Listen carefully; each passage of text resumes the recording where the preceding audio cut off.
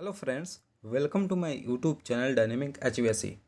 सो friends, आज के इस वीडियो में हम जानने वाले हैं आर सी ए के बारे में। इस वीडियो में हम समझेंगे, पूरा डिटेल में समझेंगे आर सी ए के बारे में। तो फ्रेंड्स, सबसे पहले हम जान लेते हैं आर सी ए का फुल फॉर्म क्या होता है। तो आर सी ए का जो फुल फॉर्म होता है root cause analysis. Okay, root cause analysis, इसको बहुत सारे लोग वाई एनालिसिस बोलते हैं। कोई बोले आर सी ए, कोई बोले वाई एनालिसिस। दोनों सेम है, दोनों का काम जो है, दोनों का काम सेम है। आर सी ए बोलो या फिर वाई एनालिसिस बोलो। Okay, so R C A क्या होता है? R C A is the easiest method और technique which is use to find out the exact root cause of the problem. ये आर सी ए क्या करता है कि कोई भी हमारा फॉल्ट होता है, कोई भी फॉल्ट का रूट कॉज पता करता है हमारा R C A. Suppose that आप किसी कंपनी में काम कर रहे हो और किसी मशीन में ब्रेक डाउन आया। ठीक है, किसी मशीन में ब्रेक डाउन आया तो उसका एक्चुअल रूट कॉज क्या है, वो चीज़ हमारा आर सी ए बताता है। आर सी ए एक मेथड है जो कि हम पता करते हैं क्या रूट कॉज है। सो फ्रेंड्स, इस मेथड को हम कहाँ कहाँ यूज कर सकते हैं, आइए जानते हैं। This method you can use in any field such as personal life. कोई भी आपका पर्सनल लाइफ की प्रॉब्लम्स है, उसको कैसे सॉल्व कर सकते हैं, उसका रूट कॉज क्या है, इस मेथड से आप फाइंड आउट कर सकते हैं। ऑफिस की प्रॉब्लम्स है, प्लांट की प्रॉब्लम्स है, मशीन प्रॉब्लम्स है, कोई भी मशीन है उसमें क्या एक प्रॉब्लम आया है और किस वजह से आया, उसका रूट क्या है। इस मेथड से आप पता कर सकते हो root cause of any accident, incident. कोई भी एक्सीडेंट हो गया तो उस एक्सीडेंट होने के पीछे का रीज़न क्या है, रूट क्या है, रूट कॉज क्या है, वो चीज़ इस मेथड से आप पता कर सकते हो। तो इसमें जो रूट क्या है, आप रूट का मतलब होता है जड़। किसी भी चीज़ का एक्चुअल जड़ क्या है, वो चीज़ पता करना। सो फ्रेंड्स, आप यहाँ पे देख सकते हैं कि एक पेड़ है। ओके, तो इस पेड़ का रूट क्या है? रूट हमेशा ज़मीन के अंदर होता है और उसका जो मेन उसका जो टहनी होते हैं, उसके पत्ते होते हैं, जो भी है फल वगैरह होते हैं, वो हमेशा ऊपर होते हैं। तो होता क्या है कि कोई भी प्रॉब्लम आई, सिम्टम्स क्या है, सिम्टम्स हमेशा ऊपर दिखते हैं। ठीक है, उसका जो एक्चुअल रूट क्या है, उसका रूट कॉज क्या है उस सिम्टम्स का, वो हमेशा आपका जड़ से ही निकलेगा। अगर हम अपने बॉडी की बात करें तो कोई भी बॉडी क्या है हमारा, इन सपोज दैट आपको बुखार हुआ, आपको खांसी हुआ, तो ये आपका सिम्टम्स हो गए, ना कि ये आपका रूट कॉज है। ठीक है, रूट कॉज कुछ और हो सकता है। सपोज दैट आपको बुखार आया तो ये आपका सिम्टम देखा कि हाँ आपको बुखार आया, दवा आप खा लिए, सही हो गया, फिर आ गया। तो ये आपका सिम्टम्स है, आपने सिम्टम्स के अकॉर्डिंग आपने दवा खाया, ठीक हो गया। लेकिन इसके रूट क्या है? रूट हमेशा अंदर से आता है। तो उस अंदर क्या है, हमारा जो बॉडी है, हमारा बॉडी जो हमारा फीवर आया, हमें हमें फीवर क्यों आया, ये हमें जानना है। उसका रूट क्या है, हमारा इनसाइड्स की क्या प्रॉब्लम है जिसकी वजह से हमें बुखार आया। ओके, कोई भी प्रॉब्लम आती है तो हमारा बाहर दिखता है लेकिन अंदर नहीं दिखता। तो अंदर को देखने के लिए हमारा RCA बनाया गया कि एक्चुअल क्या प्रॉब्लम है जिसकी वजह से ये सिम्टम्स आया। ओके, तो ये हमारा रूट कॉज एनालिसिस है कि बहुत ही हमारा अच्छा मेथड है किसी भी प्रॉब्लम्स का रूट कॉज पता करने के लिए। तो सपोज दैट अगर हम बात करें कि हमारा कोई भी मशीन ब्रेकडाउन में आया, तो वो मशीन का ब्रेकडाउन आया तो उसका हम RCA कर रहे हैं। तो जब हम RCA करते हैं तो हमें कैसे पता चलेगा कि हमारा जो RCA हुआ है ये सही है या नहीं है? तो जो हमारा RCA का, जो हम RCA जब हम करते हैं तो जो हमारा फाइनल रिजल्ट आता है ना, तो उसमें फाइनल रिजल्ट में हमारा ये 5 चीज़ें होनी चाहिए। अगर ये 5 चीज़ें नहीं आ रही है तो इसका मतलब कि हमारा जो RCA हुआ है वो प्रॉपर तरीके से नहीं हुआ है। तो जब भी हम किसी मशीन का ब्रेकडाउन आया, उसका जब हम RCA करते हैं, वाई एनालिसिस करते हैं, तो इसमें ये 5 पॉइंट्स आते हैं। या तो वो हो सकता है हमारा जो ब्रेकडाउन आया पुअर स्किल्स की वजह से, हमारा जो ऑपरेटर है, हमारा जो टेक्नीशियन है, उसके पास उतनी नॉलेज नहीं है कि उस मशीन को ऑपरेट कर सकते, तो उसकी वजह से वो ब्रेक डाउन हुआ। मान लो उसको पता ही नहीं है कि मशीन को कोई भी हल्की सी आवाज़ आ रही है तो क्या फॉल्ट है, या फिर कोई डिफेक्ट निकाल लिए, कोई मशीन डिफेक्ट पीस निकाल लिए, तो उसकी क्या रीज़न है, उसको ऑपरेटर को या फिर टेक्नीशियन को पता नहीं है। तो ये हमारा पुअर स्किल्स में आया, ये ऑपरेटर को पता नहीं है। तो या तो ये रीज़न हो सकता है, या फिर पुअर ऑपरेटिंग कंडीशन हो सकता है। ओके, पुअर ऑपरेटिंग कंडीशन, इसमें क्या है कि पुअर ऑपरेटिंग कंडीशन में क्या होता है कि मान लो कोई ऑपरेटर है, तो ऑपरेटर क्या है कि मशीन को मिलनी चाहिए वोल्टेज, जो मिलनी चाहिए 50 वोल्टेज मिलनी चाहिए कि वो मशीन अच्छे से ऑपरेट हो सके। लेकिन उस ऑपरेटर को पता ही नहीं है कि इसको कितना मिलना चाहिए। तो एक चीज़ इसमें हो जाता है पुअर ऑपरेटिंग कंडीशन, वो जो ऑपरेटर है, जो टेक्नीशियन है, वो मशीन को प्रॉपर तरीके से चला ही नहीं पाया। पुअर ऑपरेटिंग कंडीशन एक तो ये हो सकता है आपका। पुअर बेसिक कंडीशन, जो हमारा मशीन आती है, एक्चुअली जो बेसिक कंडीशन का होता है, किसी भी कोई भी मशीन जब हम परचेस करते हैं तो उसका एक कंडीशन होता है, हम सारी चीज़ें नहीं होती हैं, ठीक है। तो वो क्या है, हमारा जो मैन्युफैक्चर वो रिकमेंड करता है इसकी बेसिक कंडीशन को मेंटेन कर रहा है। जैसी मशीनें आई है उस मशीन को वैसे ही मेंटेन करके रखना है, ठीक है। तो ये हमारा उस मशीन को उस कंडीशन में मेंटेन करके नहीं रखा गया है, कोई पार्ट्स घिसा हुआ है, कोई भी प्रॉब्लम आ रही है, मशीन को ऑपरेटर कोई देख ही नहीं रहा है, ठीक है। तो ये आपका पुअर बेसिक कंडीशन हो गया, क्योंकि जो हमारी मशीनें होती है उस मशीन को जो नई कंडीशन होती है उस कंडीशन में मेंटेन करके रखना। अगर वो उस कंडीशन में मेंटेन नहीं है तो ये हमारा आता है पुअर बेसिक कंडीशन में। ओके, हमारा नेक्स्ट है वीक डिजाइन। सपोज दैट ये हमारा कोई भी एचयू बना है, मान लो कोई एचयू बना है किसी एक पर्टिकुलर एरिया के लिए, और उस एरिया में 1000 CFM की रिक्वायरमेंट है, लेकिन हमारा जो एचयू डिज़ाइन हो जाए 500 CFM पे ही डिज़ाइन हो गया, तो वहाँ पर कूलिंग प्रॉपर नहीं कर पाएगा। तो वहाँ पे जो हमारा RCA निकल के आया वीक डिज़ाइन, क्योंकि प्रॉपर तरीके से वहाँ पे डिज़ाइन ही नहीं हुआ है कि कूलिंग कर सके प्रॉपर तरीके से। तो ये हमारा एक पॉइंट आ गया। नेक्स्ट पॉइंट आता है हमारा डिटोरिएशन। इसमें डिटोरिएशन का मतलब होता है ख़राब होना। इसमें डिटोरिएशन में दो तरीके डिटोरिएशन होता है हमारा, एक होता है नेचुरल, दूसरा होता है फोर्स, ठीक है। नेचुरल में क्या है कि नेचुरल में ऑटोमेटिक होता है, फोर्स में क्या है फोर्सफुली हम करा रहे हैं, उसका ख़राब हो रहा है, ठीक है। नेचुरल में क्या है कि मान लो कोई पार्ट्स बनाए, उसकी लाइफ है 1 साल, तो वो 1 साल अपना चल रहा है, उसके बाद ख़राब हो गया, तो वो आपका आ गया नेचुरल डिटोरिएशन में। लेकिन फोर्सफुली में क्या है कि हमारा कोई भी पार्ट्स दिया गया वो 1 साल के लिए दिया गया, 1 साल ये चलेगा, लेकिन उसकी एक कंडीशन है कि उसका टेम्परेचर ये होना चाहिए, उसका इन्वायरमेंट में ये ना होना चाहिए, उस पर डस्ट वगैरह नहीं जाना चाहिए। लेकिन हम क्या करते हैं, उस पर हम क्लीन नहीं करते, उसका एम्बिएंट टेम्परेचर जाता है, या फिर उसकी जो कंडीशन है उस कंडीशन को हम मेंटेन नहीं कर पा रहे हैं, ये हमारा आएगा फोर्स डिटोरिएशन में। तो ये हमारे 5 जो चीज़ें हैं, अगर जब हम RCA करते हैं तो ये 5 चीज़ें निकल के आ रही है, ये हमारा तब हम जानेंगे कि हमारा ये RCA हुआ है वो सही है। अगर ये 5 चीज़ें नहीं निकल के आ रही है तो इसका मतलब हमारा RCA जो हुआ है वो प्रॉपर नहीं हुआ है। ओके, सो फ्रेंड्स, ये तो हमारा हो गया हमारा किसी मशीन के केस में। अगर हम कोई भी एक्सीडेंट हो गया तो उस एक्सीडेंट में क्या रिजल्ट आ सकते हैं, ठीक है, क्या रिजल्ट आना चाहिए हो सकते हैं। तो या तो हो सकता है वो अनसेफ कंडीशन, कोई भी एक्सीडेंट हुआ है अनसेफ कंडीशन की वजह से हुआ है, या फिर अनसेफ एक्ट की वजह से। अनसेफ कंडीशन क्या होता है, एक्चुअली जो अनसेफ कंडीशन है, कोई भी चीज़, सपोज दैट आपका कोई एक टेबल है, उस टेबल में शार्प एजेस पड़े हैं जिसकी वजह से एक्सीडेंट हो सकता है।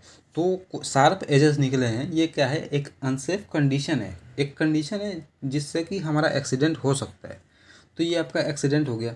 अनसेफ एक्ट क्या है कि कोई भी पर्सन वो चीज़ देख रहा है फिर भी वो चीज़ वहाँ पे काम कर रहा है और उसको इग्नोर कर रहा है, तो क्या है कि ये अनसेफ एक्ट हो गया।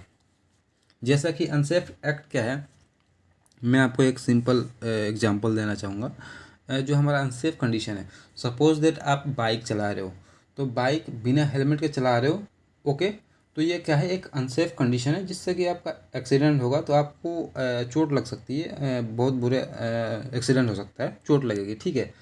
अनसेफ एक्ट क्या है कि आप जानबूझ के चला रहे हो गाड़ी, ठीक है, बिना हेलमेट के, ये आपका हो गया अनसेफ एक्ट, ठीक है। जब हमारी प्रॉब्लम आती है ना, तो उसका क्या है, एक रूट कॉज होता है। सपोज दैट आप यहाँ पे देख सकते हो, यहाँ पे एक एम्प्लॉय है और एक उसका मैनेजर है, ठीक है, और एक प्रॉब्लम आई है उसको, ठीक है।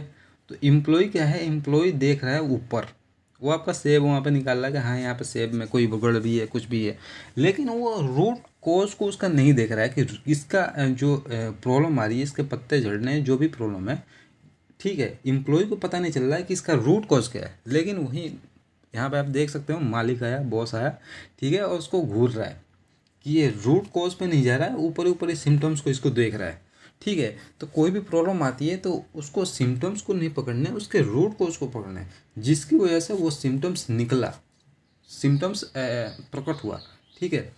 तो इसका आप देख सकते हो यहाँ पे कि इसके रूट में प्रॉब्लम है, ठीक है। जब आप रूट पे काम कर लोगे तो सिम्टम्स दोबारा आएगा ही नहीं, ठीक है। आप सिम्टम्स पे काम करते जाओ, उसको सही करो, कोई फ़ायदा नहीं जब तक आप रूट पे काम नहीं करोगे। तो जब आप रूट के पे काम कर लोगे तो आपका काम परफेक्ट होगा, ठीक है, और दोबारा प्रॉब्लम नहीं आएगी। तो ये चीज़ें होती हैं।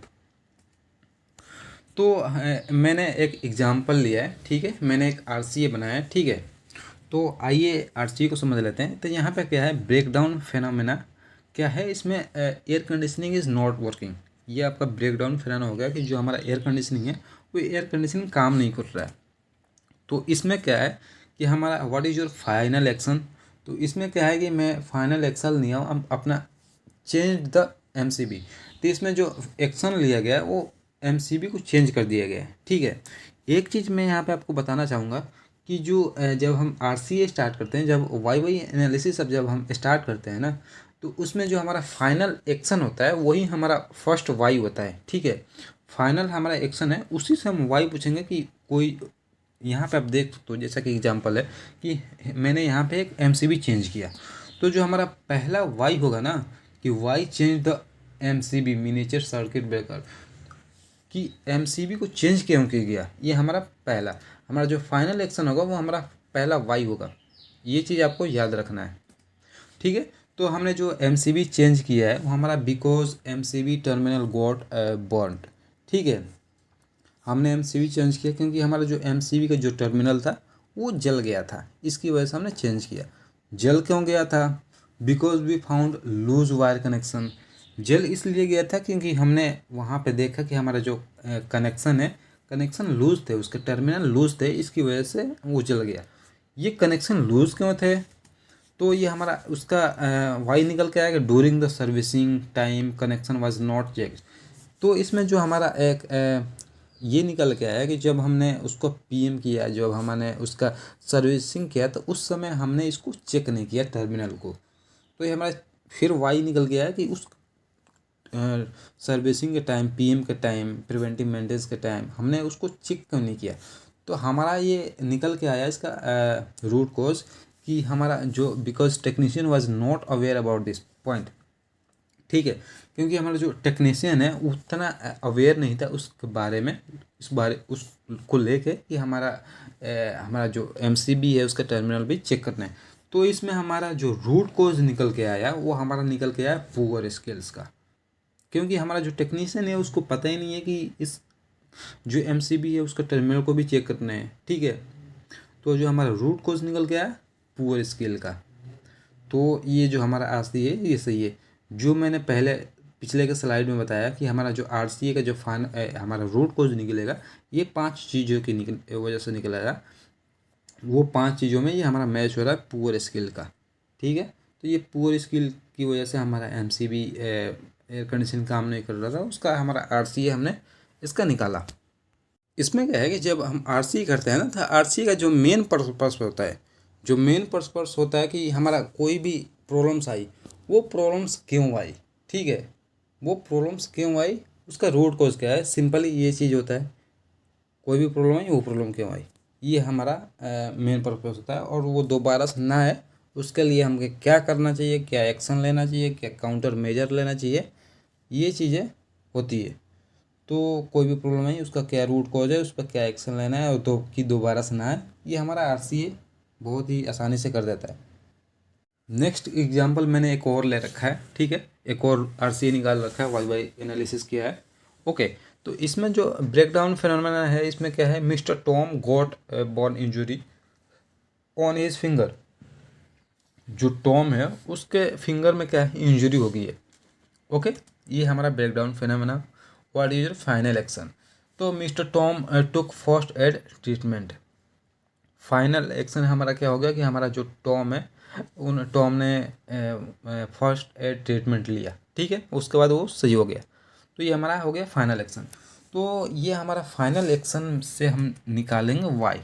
Mister Tom got burn injury on his finger. ये हमारा जो टॉम है, टॉम क्या है, टॉम इंजुरी क्यों हुआ, ठीक है। तो ये हमारा इसमें वाई निकल के आया, इसका रिजल्ट निकल के आया कि he touch the hot surface of the machine, क्योंकि उसने हॉट सरफेस जो था मशीन के पास उसने उसको टच किया। तो इसमें फिर हम वाई पूछेंगे कि उसने टच क्यों किया। तो हमारा इसका ये निकल के आएगा the hot surface was not cover with guard, क्योंकि हमारा जो हॉट सरफेस था वो गार्ड से कवर नहीं था, या फिर उस पर कोई सिम्बल्स नहीं बने थे। इसकी वजह से टॉम ने उसको टच किया अनजाने में और वो उसकी फिंगर को इंजरी होगी, ठीक है। अब ये कवर्ड क्यों नहीं था, तो there was no provision for cover the hot surface, क्योंकि वहाँ पे कोई किसी को अवेयरनेस नहीं था, किसी को पता नहीं था कि वहाँ पे हम हॉट सरफेस जो है उसको कवर कर सकते हैं या फिर कवर करना चाहिए उसको। तो ये चीज़ नहीं हुआ। तो इसमें क्या है, हमारा जो फाइनल रिजल्ट आया because lack of awareness about the problems, इसमें भी सेम चीज़ आया बिकॉज जो हमारा ऑपरेटर था, जो काम करने वाला वहाँ पे जो पर्सन्स थे, उसको पता नहीं था कि इसको हम कवर करना चाहिए, lack of awareness about this problems. तो हमारा इसमें भी सेम चीज़ आया कि पुअर स्किल की वजह से उसने उसको इसकी प्रॉब्लम थी, मेन जो प्रॉब्लम थी पुअर स्किल्स थी। तो ये चीज़ सेम है, ठीक है। तो ये हमारे हमने दो एग्जाम्पल ले रखे थे, तो हमने दोनों एग्जाम्पल, आई होप ये डीपली मैंने आपको बताया, तो आई होप अब आपको ये समझ आ गया होगा। नेक्स्ट चीज़ हमें होगा कि how many times should we ask why. जो हमारा वाई वाई एनालिसिस जब हम करते हैं ना, तो हमें वाई कितनी बार पूछनी चाहिए, ठीक है। ये हमारा एक क्वेश्चन बनता है कि कितनी बार पूछना चाहिए, 5 बार, 2 बार, 1 बार, 3 बार, ठीक है। तो इसका क्या है, इसका जो रूल होता है, रूल बोलता है कि मिनिमम 3 बार तो पूछना ही चाहिए, मिनिमम 3 बार पूछना चाहिए, ठीक है। लेकिन मैक्सिमम आप कितनी बार पूछ सकते हो, मैक्सिमम आप जब तक आपका रूट कोज निकल के नहीं आ रहा है आप पूछते जाओ, आप वाई पूछते जाओ जब तक आपका रूट कोज निकल के ना आए, ठीक है। लेकिन मिनिमम 3 बार पूछना चाहिए, ठीक है। कई बार होता है कि 3 बार में ही हमारा रूट कोज निकल के आ जाता है, कई बार 4 बार, 5 बार, 6 बार भी होता है। तो ये हमें डिपेंड करता है कि जब तक हमारा आरसी रूट कोज नहीं निकल के आता हम पूछते जाए। सो आई होप अब आपको ये समझ आ गया होगा कि आरसीए और वाई एनालिसिस क्या होता है और इसको कहाँ पे यूज़ कर सकते हैं, और इसको करने से हमें क्या बेनिफिट्स मिलते हैं, ठीक है। सो और इसको कैसे किया जाता है, ठीक है, और कितनी बार वाई हम पूछते हैं, ये सारी चीज़ें आपको समझ आ गया होगा। सो अगर आपको ये वीडियो अच्छा लगा हो तो लाइक करें। Thank you for watching this video, thank you.